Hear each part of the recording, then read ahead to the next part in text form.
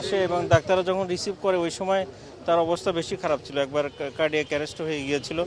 এবং ওই সময় যেটা আমরা নিউরোলজিক্যাল পেশেন্টের যে বিভিন্ন উপসর্গ দেখে তার অবস্থান নির্ণয় করি, সেটাকে গ্লাসগো কোমা স্কেল, সংক্ষেপে জিসিএস বলে। এটা তখন 3 ছিল। 3 অ্যাকচুয়ালি একদম সর্বনিম্ন, 3 থেকে 15 ধরেন। তো সেখান থেকে ডাক্তাররা তাকে ইন্টিবিউট করেছে, করে মোটামুটি অবস্থার উন্নতি হয়েছে এবং এখন আর্টিফিশিয়াল ভেন্টিলেশনে উনি আছেন।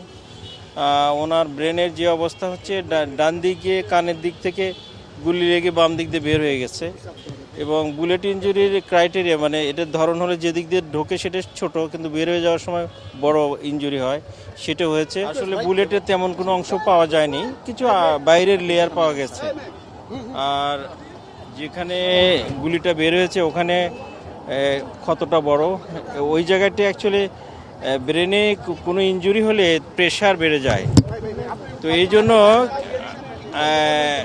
মাথার যে খুলি এটা কেটে কিছুটা প্রেশার রিলিজ করা হয়।